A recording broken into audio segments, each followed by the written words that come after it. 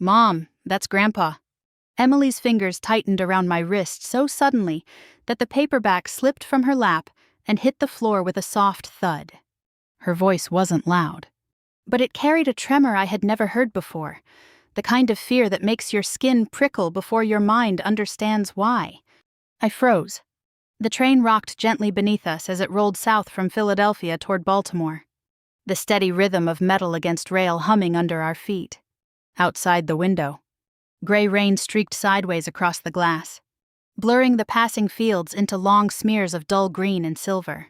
Everything felt ordinary, predictable, safe, until Emily whispered those words. "Mom, that's Grandpa." My pulse slowed, heavy and thick in my ears. Not faster. Slower, like time itself had been forced into thick mud. That couldn't be possible. My father, Harold Bennett, had been declared dead 8 years ago. I swallowed, forcing myself to breathe, forcing my body to move when every instinct told me to stay still.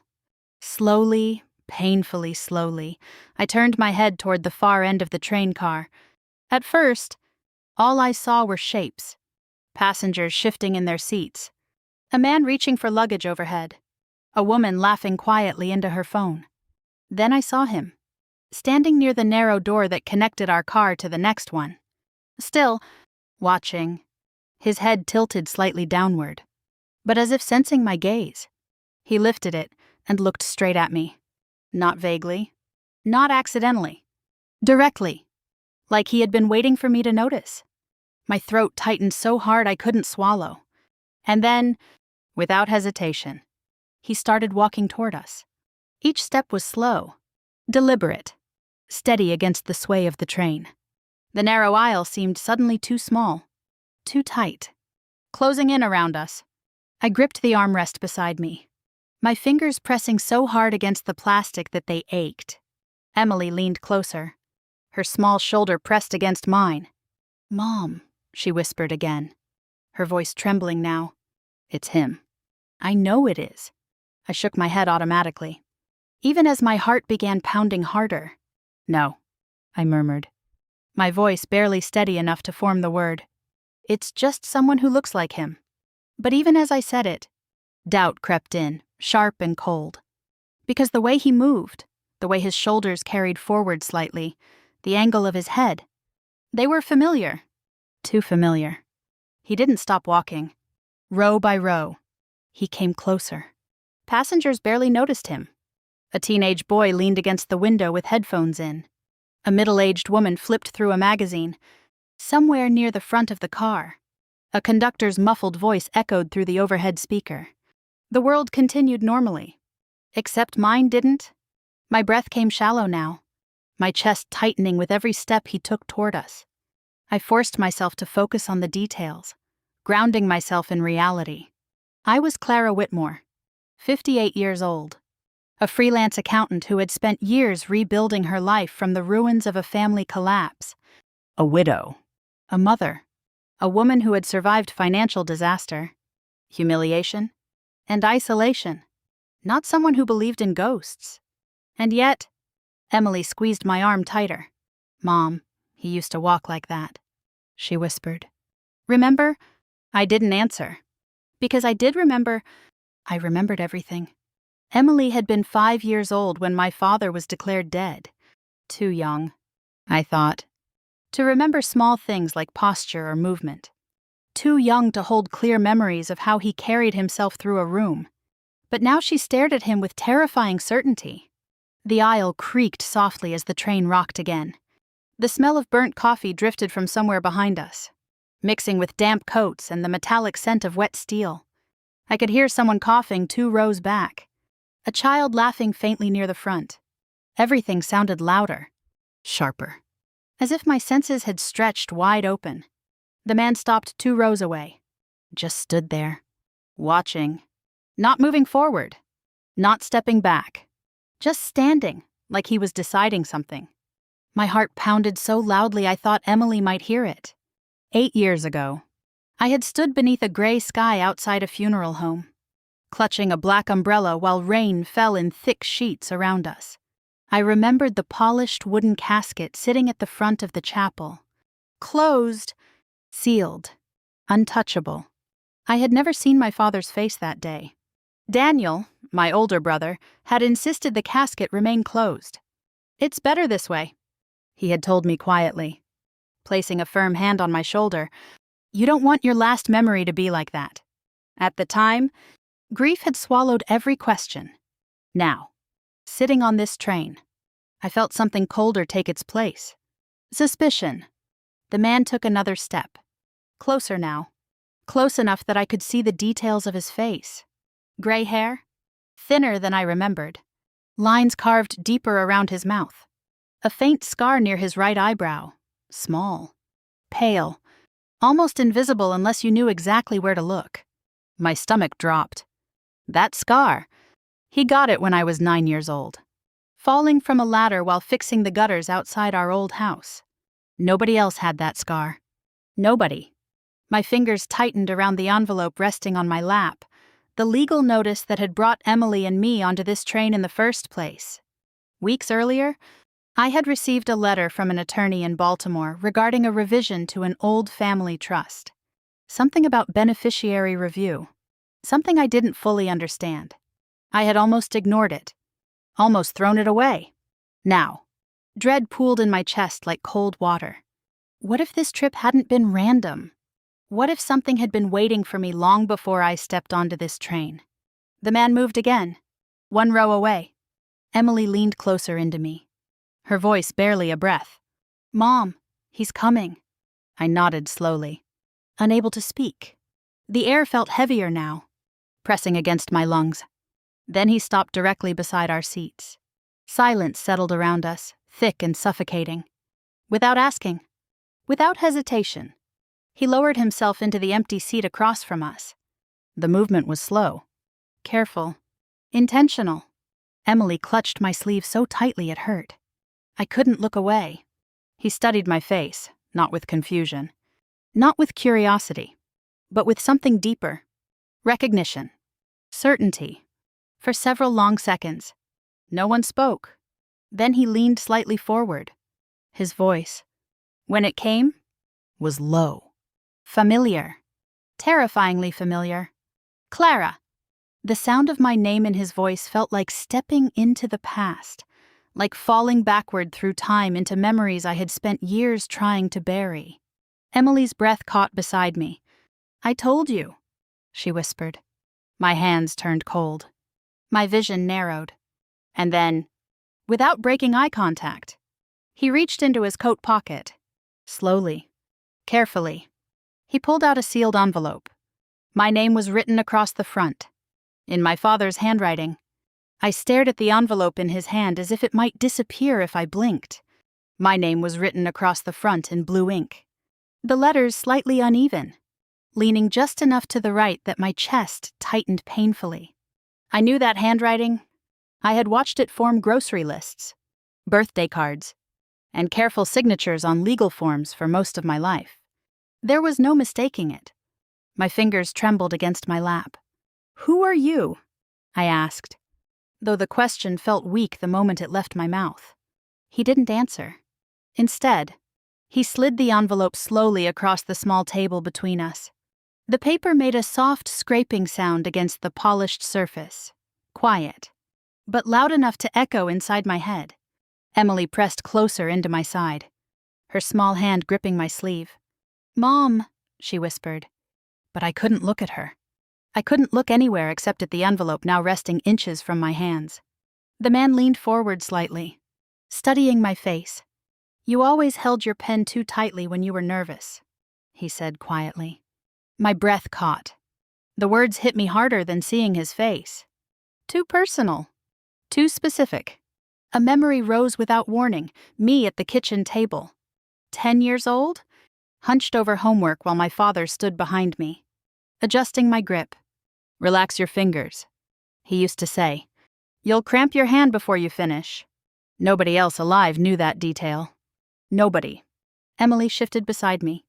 "Mom, he sounds like Grandpa," she whispered, her voice trembling now. I swallowed. forcing myself to breathe through the tightness in my chest.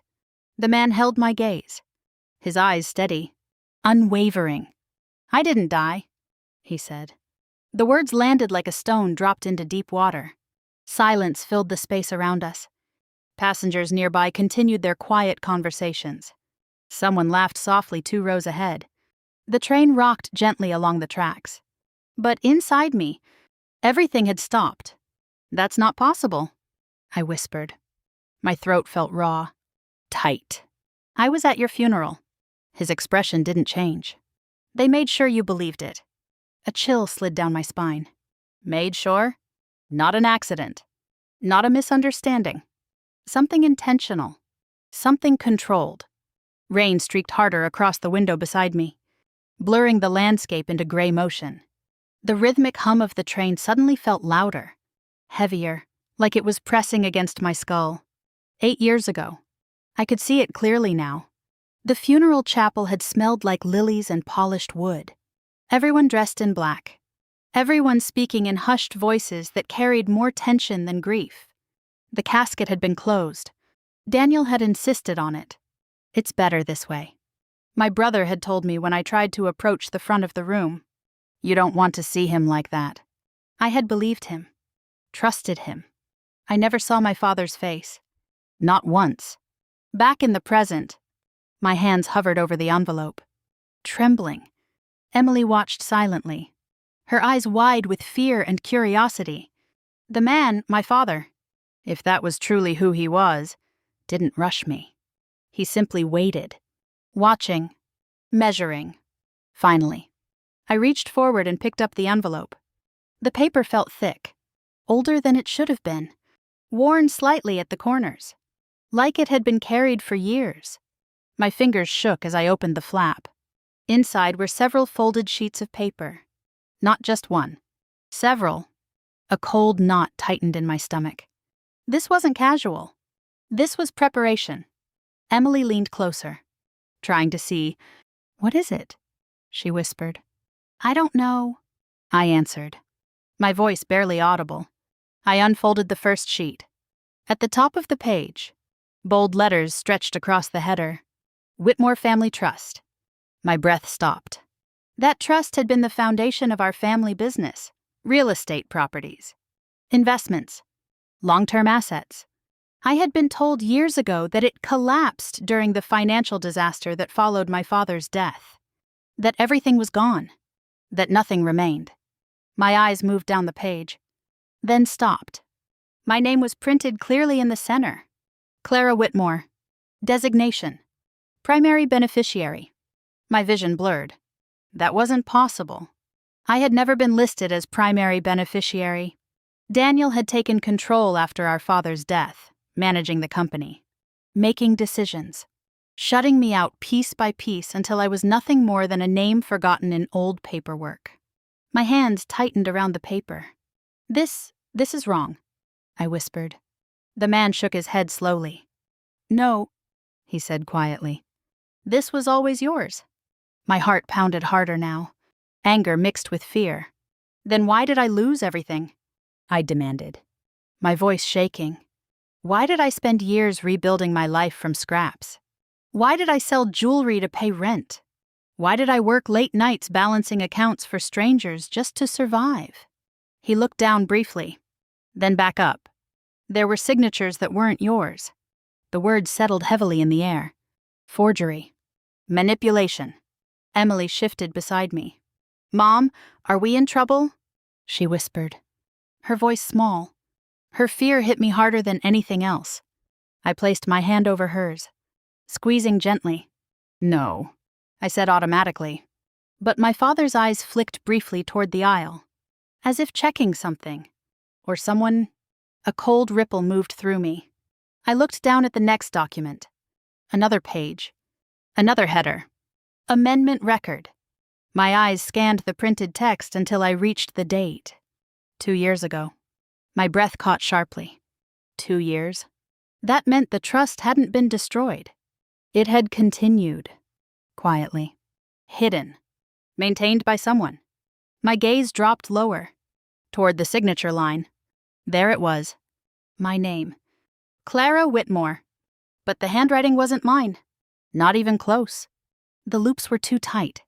The angle wrong. The pressure inconsistent. Forged.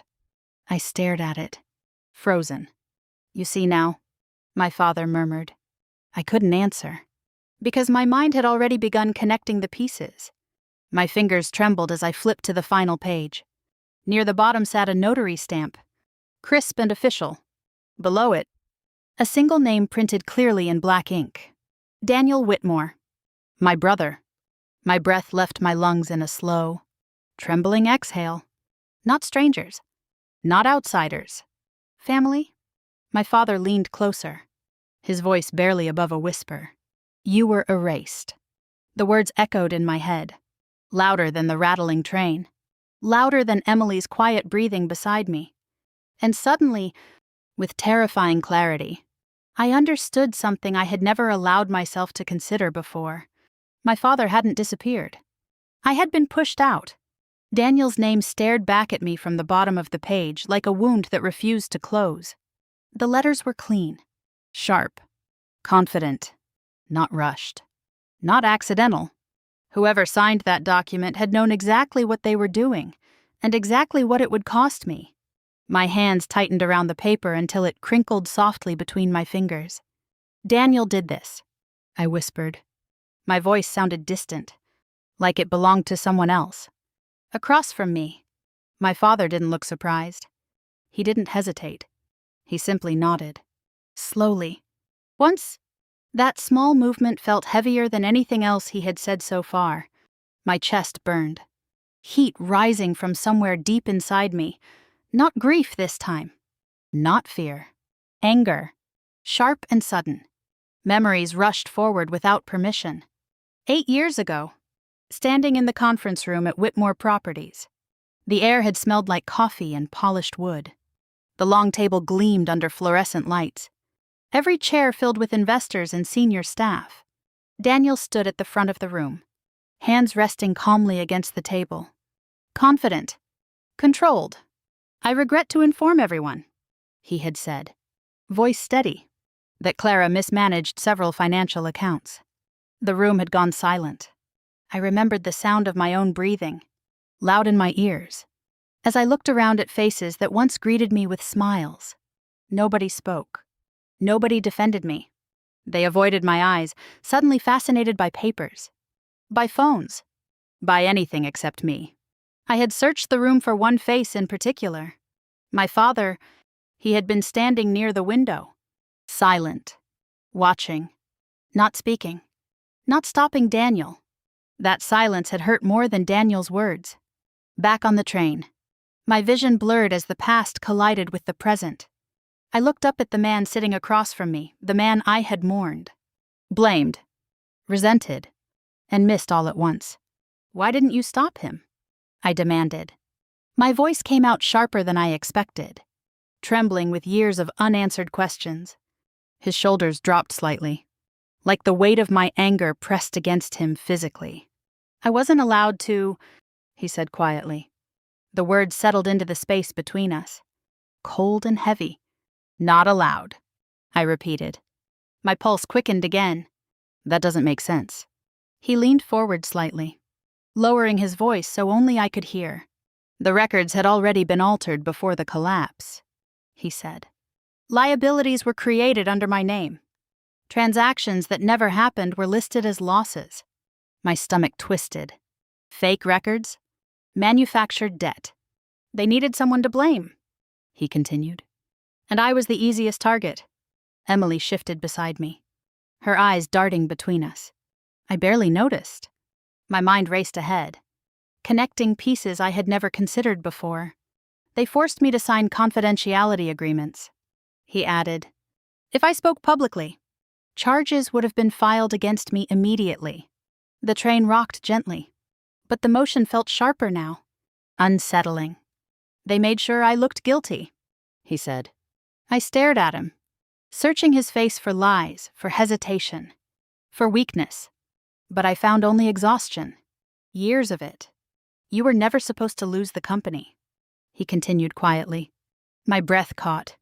Never supposed to. The words echoed painfully in my head. All those nights sitting at my kitchen table. Stacks of unpaid bills spread in front of me. All those mornings waking before sunrise to balance accounts for strangers. Trying to rebuild something from nothing. You were removed because you were the only obstacle, he said. The words hit harder than anything else. Obstacle. Not failure. Not mistake. Obstacle. Emily tugged gently at my sleeve.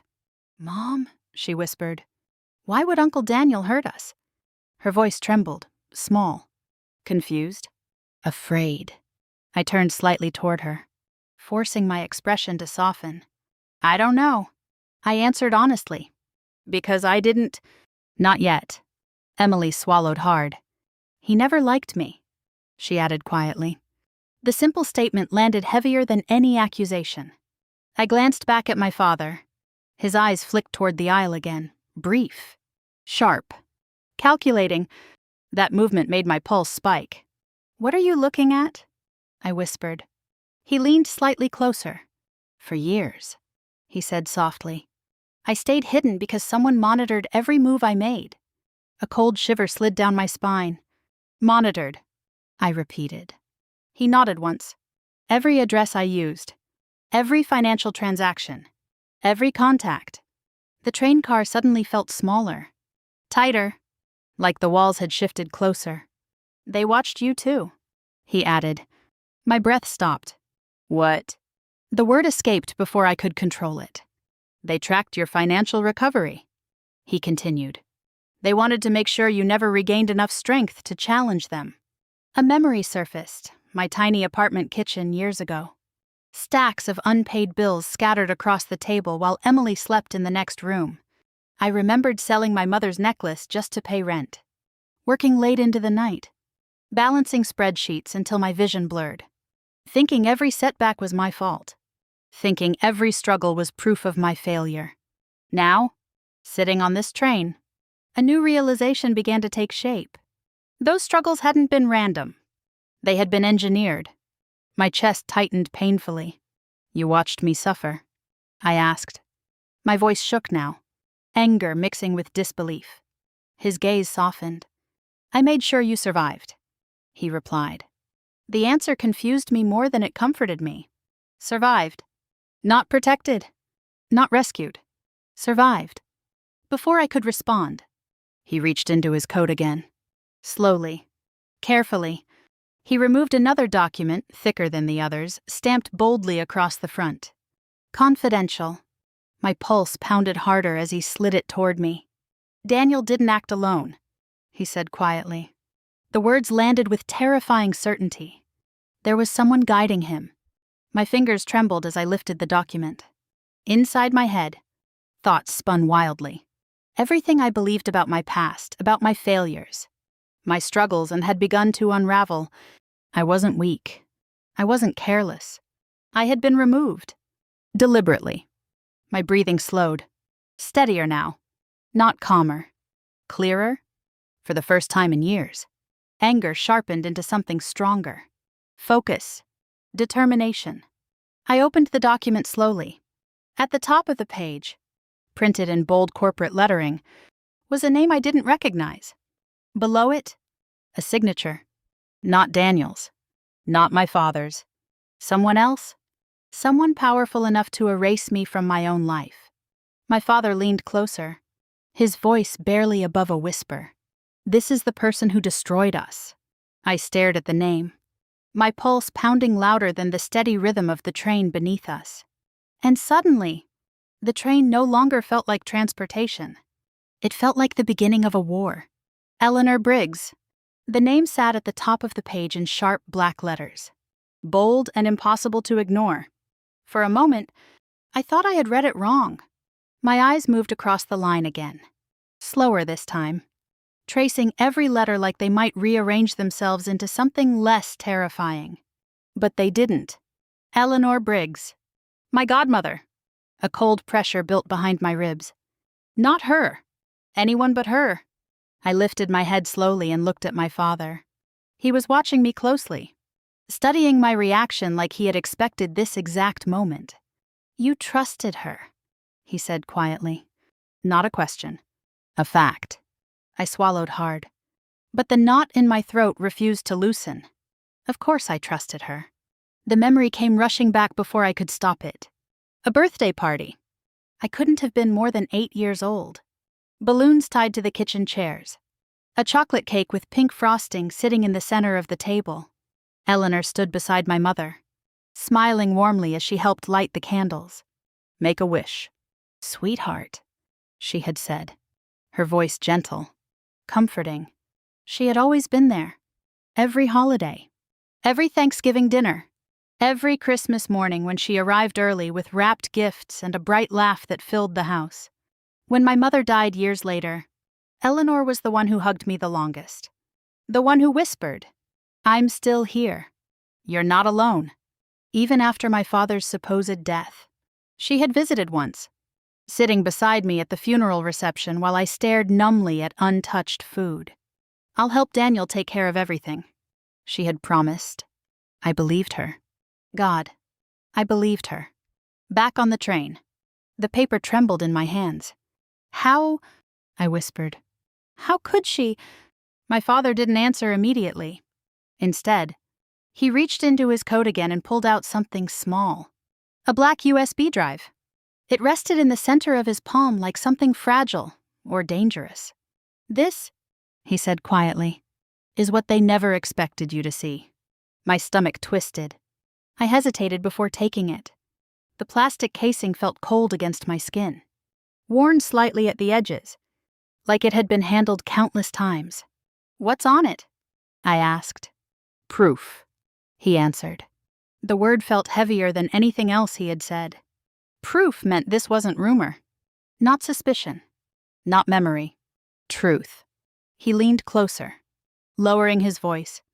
It's a recording, he said. A board meeting. 2 years before everything collapsed. My pulse quickened. Who was there? I asked. Daniel, he said. Eleanor, and 2 investors who never wanted their names public. A chill slid down my spine. I stared at the USB drive, imagining the images hidden inside it. Faces. Voices. Decisions made behind closed doors. What did she say? I whispered. My father's jaw tightened. She said you had to be removed, he replied. The words echoed painfully in my chest. Removed. Like I was an obstacle. Like I wasn't family. Like I wasn't human. She told Daniel to remove you before restructuring began, he continued. My breath came shallow now. Restructuring. That word had followed the collapse like a shadow, whispered by lawyers, investors, and accountants, while I struggled to understand what had gone wrong. But now it sounded different. Calculated. Planned. They needed you gone. My father said. I closed my eyes for a moment, and another memory forced its way forward. The final board meeting. I had stood at the long conference table, papers clutched tightly in my hands, trying to defend numbers that didn't make sense. Daniel spoke calmly across from me, presenting charts I had never seen before. And Eleanor, she had been sitting quietly beside him, silent, watching. I remembered looking at her, desperate for support, for one word, one interruption, one sign that she believed in me. But she avoided my eyes, looked down at her papers, stayed silent. Now, years later, that silence felt louder than any accusation. Back in the present, my father's voice cut through my thoughts. They prepared criminal charges against me, he said. I looked up sharply. What? Fake charges, he added, designed to force me out. My pulse pounded harder. So you ran? I whispered. I survived, he corrected quietly. The distinction settled into my chest like a weight. This wasn't about money, he continued. Not only money. What do you mean? I asked. They wanted control, he said. Ownership. Power. The word power echoed in my head. Suddenly, pieces of the past began rearranging themselves into something far more dangerous than simple financial failure. You were the last obstacle, he said. Obstacle. Again. The word refused to leave me alone. Movement in the aisle caught my attention. I glanced up instinctively. The man in the dark coat from earlier stood several rows behind us now, pretending to adjust a bag on the overhead rack. But his eyes flicked toward us. Watching, my pulse jumped. My father noticed too. His posture stiffened. "They know you've seen this," he whispered. Fear tightened in my chest. "No," I asked. "How would they?" He didn't answer. Instead, he reached forward and placed his hand gently over mine, steadying the USB still clutched in my fingers.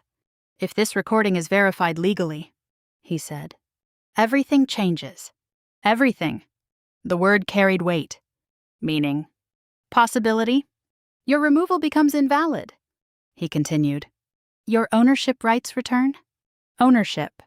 Not survival. Not scraps. Ownership.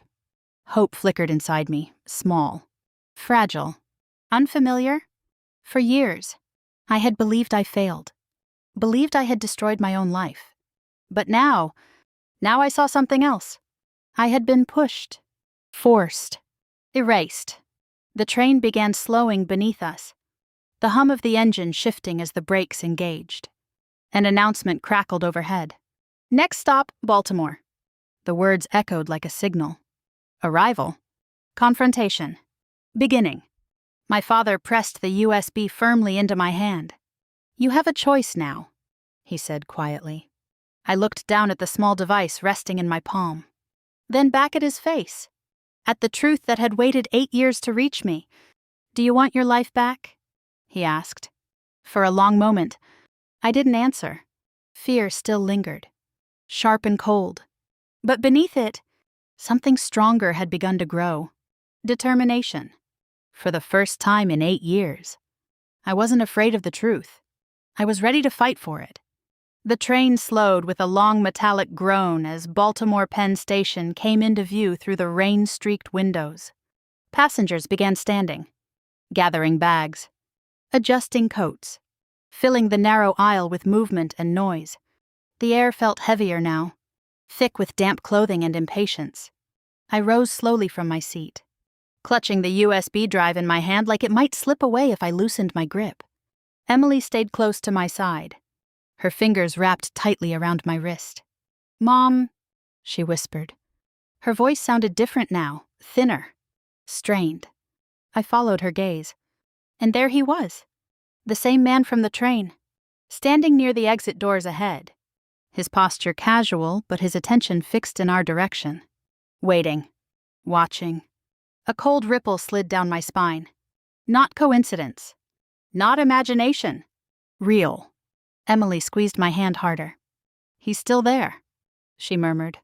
My father stepped forward slightly, placing himself between us and the aisle. The movement was subtle, but deliberate, protective in a way that made my chest tighten. "Stay close," he whispered without turning around. The doors opened with a loud hiss.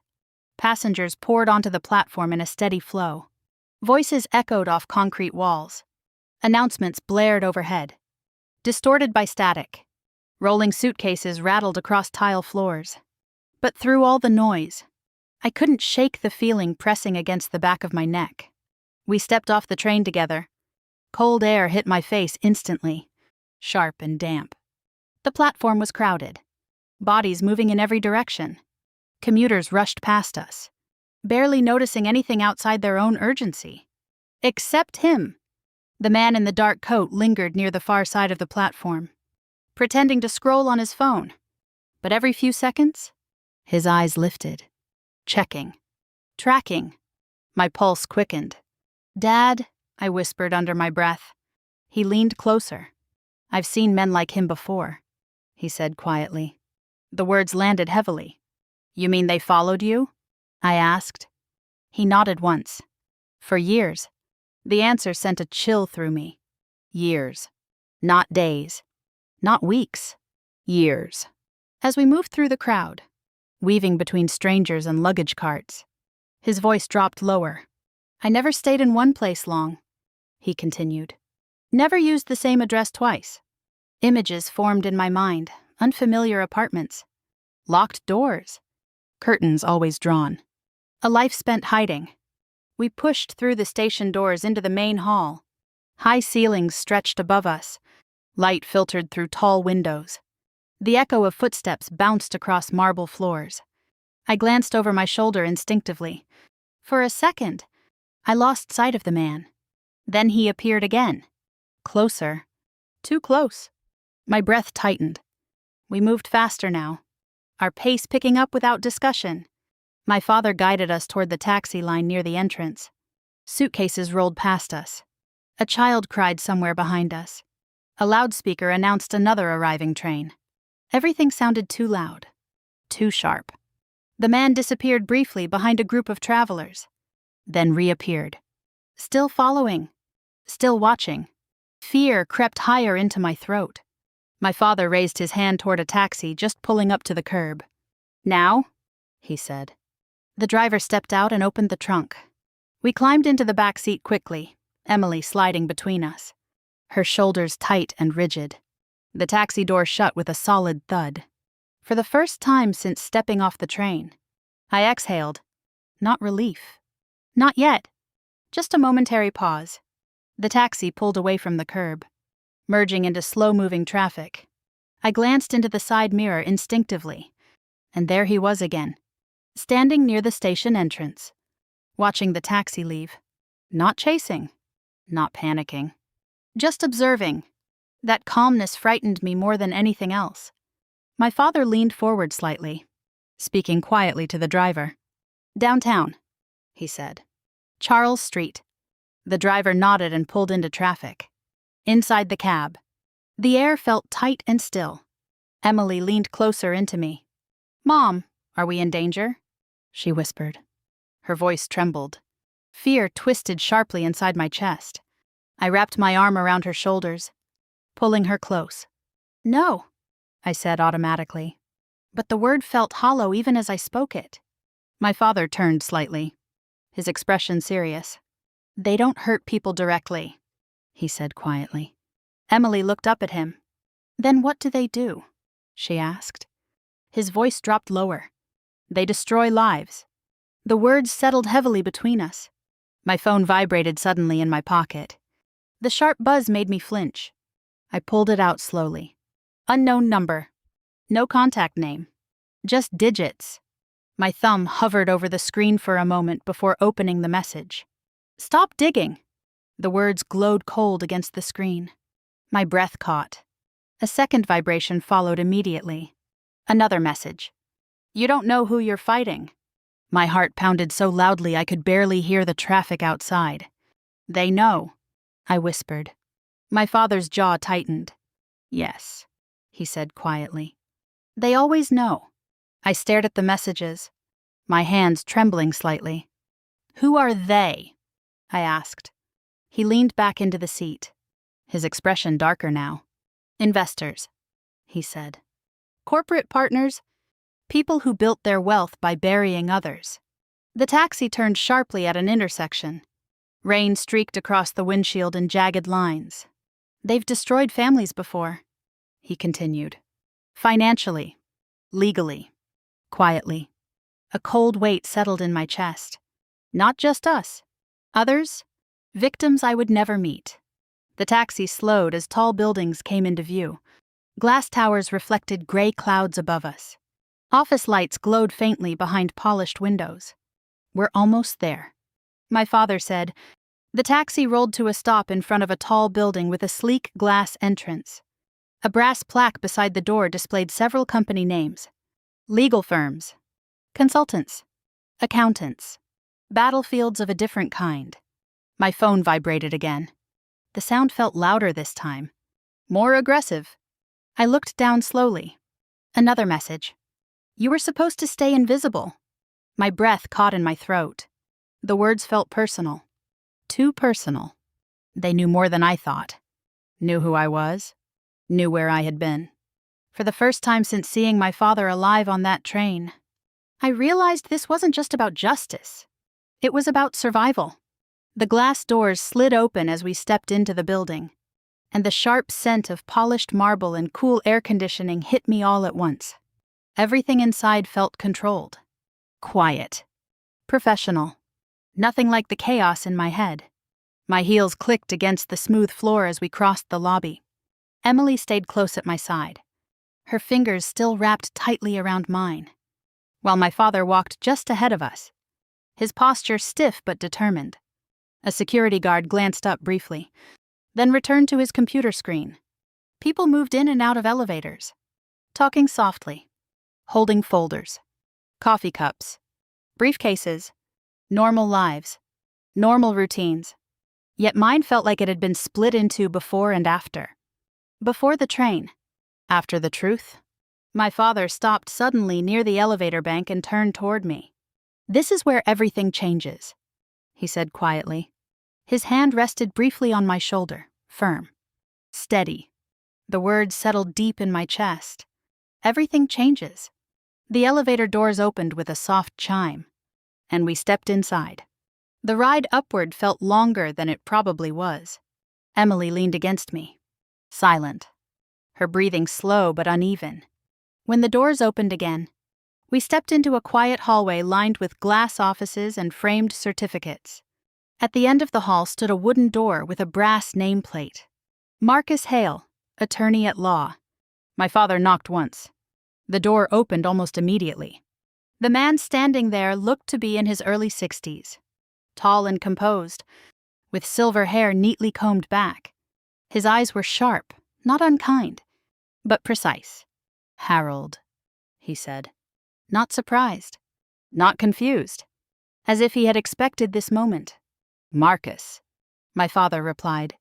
They shook hands briefly, not like strangers, like men who shared history. My pulse quickened.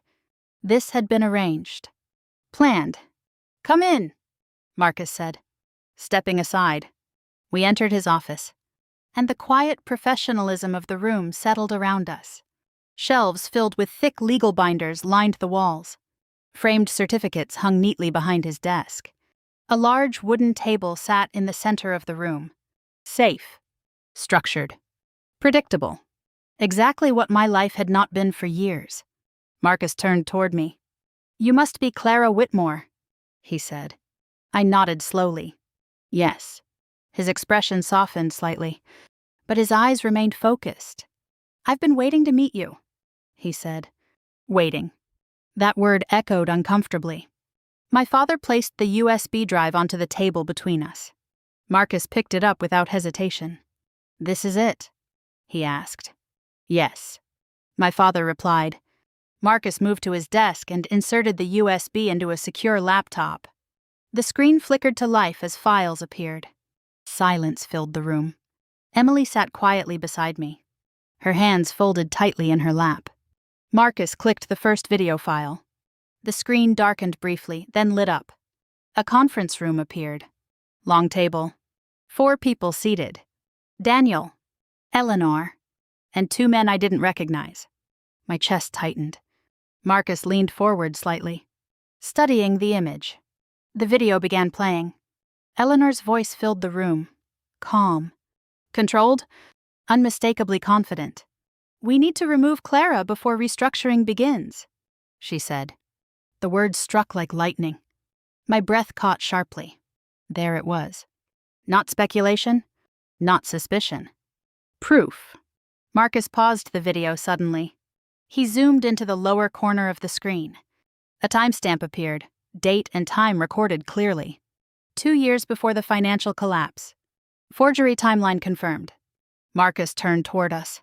"This is significant," he said. His voice remained calm, but there was a new intensity beneath it. "This qualifies as direct evidence of intent. Intent. Legal language. Structured power. What does that mean?" I asked quietly. Marcus folded his hands on the desk. "It means the trust removal can be challenged," he said. "Possibly overturned." Overturned. My chest tightened again. "Your ownership rights may be restored?" Hope flickered, small but bright. Marcus continued. "This will not remain private," he added. "Public exposure." The room suddenly felt smaller. Before I could respond, the office door opened abruptly. I turned instinctively. Daniel stood in the doorway. My breath froze. He looked exactly as I remembered. Sharp suit. Perfect posture. Confidence carved into every movement. But the moment his eyes landed on my father, everything changed. Shock spread across his face. Real shock. Not rehearsed. Not controlled. "That's impossible," he whispered. His voice cracked slightly. Silence swallowed the room. Years of anger surged inside me, sharp and immediate. "You erased me," I said. My voice came out steady. Not shaking. Not weak. Daniel's eyes darted between the documents on the table and my father's face. "You were supposed to be gone," he said. Barely audible. The words struck deeper than I expected. Gone. Not dead. Gone. He stepped forward slowly, his confidence cracking at the edges. "I followed instructions," he said quickly. "I thought it was legal." Legal. The word tasted bitter. Marcus didn't speak. Instead, he clicked another video file. The screen changed. Eleanor again. Daniel sitting beside her. Listening. Not speaking. Not leading. Following. My father spoke quietly. "You were manipulated too." Daniel's shoulders dropped slightly. For the first time in my life, I saw uncertainty in his eyes. He sat down heavily in the nearest chair. His hands trembled faintly. "I trusted her," he whispered. His voice sounded smaller now. Almost fragile. "I didn't know she planned to erase you completely." Erase. That word again. Marcus slid several papers across the desk. Legal documents. Prepared. Waiting. "We are filing immediately," he said. His voice carried authority, final. Decisive. "Once this is submitted, there's no turning back. No turning back." Emily shifted beside me, gripping my arm. Marcus picked up his phone and dialed quickly. "Yes," he said. "We're requesting an emergency hearing." Pause. Then, within days. Days. Not months. Not years. Fast. Urgent. Dangerous. Marcus ended the call and turned back toward us. "They will fight this aggressively," he warned. Before anyone could respond, Daniel stood slowly and walked toward the door. He stopped just before leaving, turned back toward me. His expression was no longer confident, no longer controlled. Fear flickered beneath the surface. "You don't understand what she's capable of," he said quietly. The room fell silent. My father stepped forward slightly, calm, steady. And in that moment, a realization settled heavily into my chest. This wasn't just a family fight anymore. It was a war against someone who had already destroyed lives before. Morning light streamed through the tall courthouse windows, casting long golden lines across the polished wooden floor. The room felt heavier than any place I had ever stood in before. Not louder, not chaotic, just dense with anticipation. Like the air itself knew something irreversible was about to happen. Emily sat beside me, her fingers woven tightly into mine. Her grip hadn't loosened since we walked through the courthouse doors. Across the room, Eleanor Briggs sat perfectly still. Elegant gray suit, impeccable posture. Hair arranged with the same flawless precision I remembered from every holiday gathering, every family dinner, every moment she had once stood at my side pretending to care. She didn't look nervous. She didn't look afraid. She looked composed, confident, as if this courtroom were just another meeting room she intended to control. Then her eyes lifted and met mine. A faint smile curved her lips, subtle, almost polite. Not apology, not regret. Challenge. A sharp chill moved down my spine. Marcus Hale rose from his seat beside me, straightening the front of his jacket before stepping forward. "Your Honor," he began. His voice was calm, steady, firm in a way that made the room settle into silence. "We are here to present evidence of fraud, forgery, and deliberate removal of lawful authority within the Whitmore family trust." The words echoed clearly through the courtroom. Fraud, forgery, deliberate removal. Each one landed like a hammer striking steel. I watched Eleanor carefully. Still calm, still composed. Marcus continued, outlining the sequence of events, the restructuring, the financial collapse, the forged signatures, the disappearance of rightful ownership. Every word carried weight. Every sentence tightened the pressure inside my chest. Then he nodded toward the courtroom clerk. "Play the recording," he said. The lights dimmed slightly as the screen flickered to life. The video began. A conference room appeared on the screen, the same one I had seen days earlier in Marcus's office. Daniel sat at the table, Eleanor beside him, two men seated across from them. The image sharpened. Then Eleanor spoke. "We need to remove Clara before restructuring begins." A ripple of sound moved through the courtroom. Quiet gasps. Shifting chairs. Murmurs that couldn't be fully contained. My chest tightened painfully. Hearing her say my name again, not with affection, not with kindness, but with calculation, made my stomach twist. Marcus paused the video. "Replay that portion," the judge instructed. The clip rolled again. Slower. Clearer. Every syllable undeniable. This time, no one spoke. Even Eleanor remained motionless. Marcus stepped forward again. "Your Honor," he said. "We now present handwriting verification." A new image appeared on the screen. Two signatures side by side. Mine and the forged version used in the trust amendment.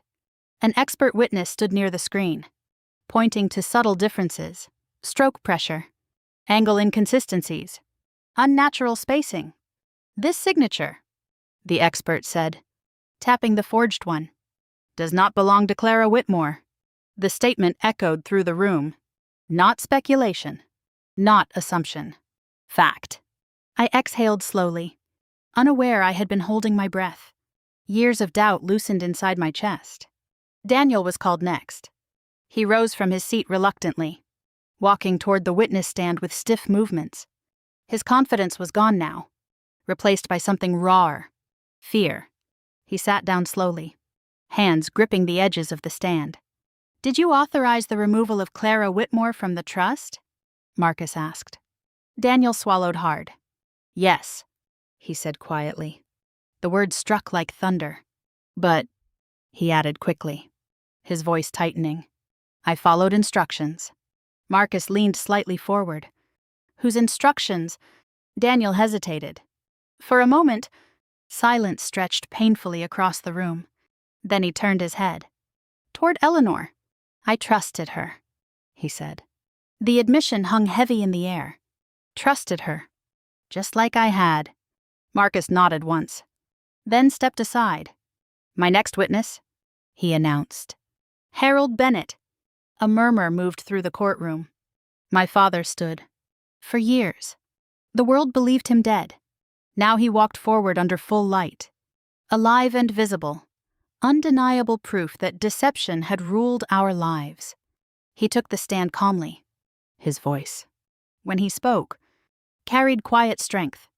"I was forced into hiding," he said. "Threatened with criminal charges that were fabricated to remove my authority." The courtroom grew still. "I never abandoned my daughter," he continued. My vision blurred suddenly. Tears pressed against the edges of my eyes before I could stop them. 8 years of silence. 8 years of grief. Now replaced with truth. Marcus returned to the center of the room, holding one final document. "Your Honor," he said, "we present written correspondence recovered from Eleanor Briggs." The screen displayed a single email. Short. Direct. Cold. "Eliminate her voting authority." The words glowed starkly against the screen. Gasps rippled across the courtroom. I looked toward Eleanor again. For the first time, her expression shifted. Just slightly. The calm mask cracked. Fear flickered in her eyes. Marcus stepped back. The judge leaned forward, studying the documents in silence. Seconds stretched into what felt like hours. The room held its breath. Then the judge spoke. After reviewing the presented evidence, he said, his voice measured and firm, "This court declares the removal of Clara Whitmore from the Whitmore Family Trust invalid." My chest tightened sharply. Every nerve in my body seemed to hum at once. Further investigation into fraud and conspiracy will proceed immediately, he continued. The words blurred together as relief surged through me like a sudden wave. Miss Whitmore, the judge added, looking directly at me. Your rights are restored. Restored. The word echoed deep inside my chest. Emily wrapped her arms around me instantly. You did it. Mom, she whispered. Her voice trembled with relief. I held her tightly, unable to speak, unable to move. Daniel approached slowly from the side, his steps hesitant. He stopped a few feet away. His expression carried regret now, heavy, undeniable. I never meant to destroy you, he said quietly. I looked at him, emotions twisting inside me. Anger, grief, exhaustion.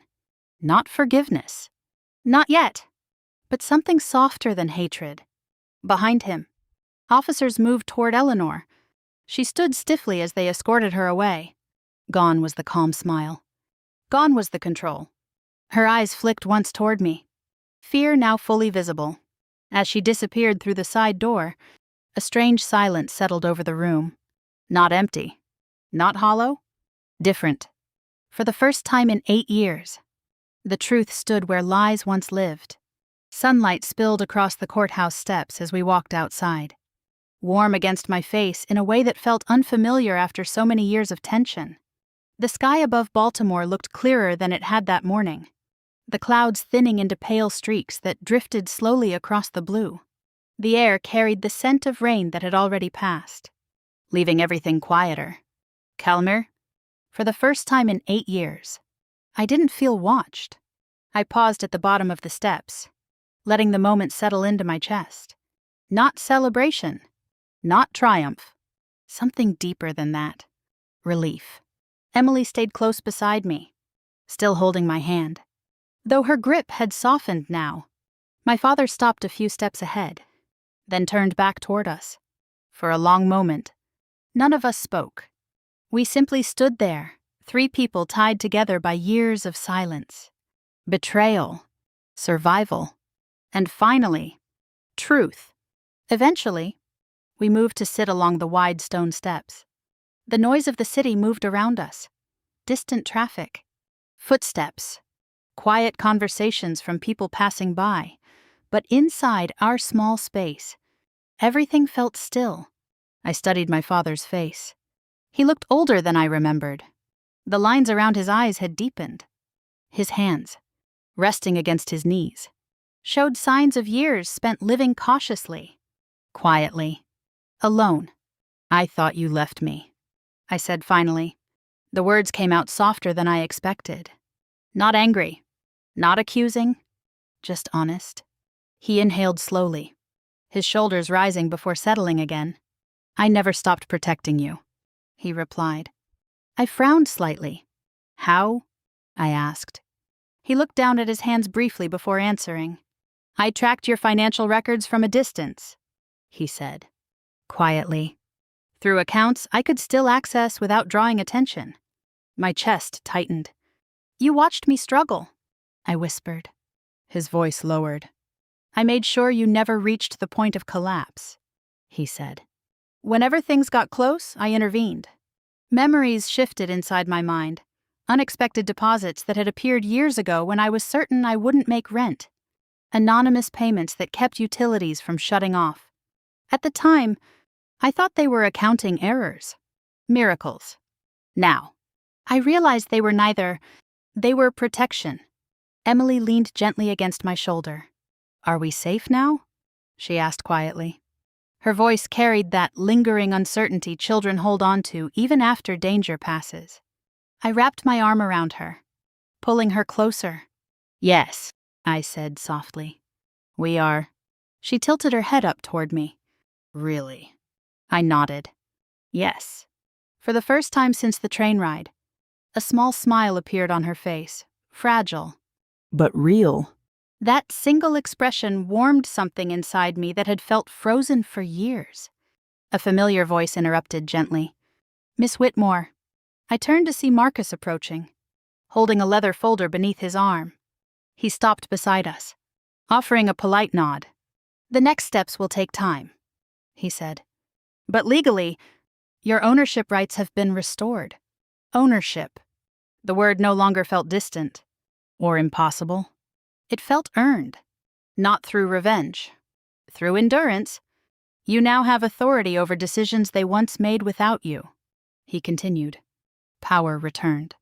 But not the kind that corrupts, the kind that protects. I nodded slowly. Thank you, I said.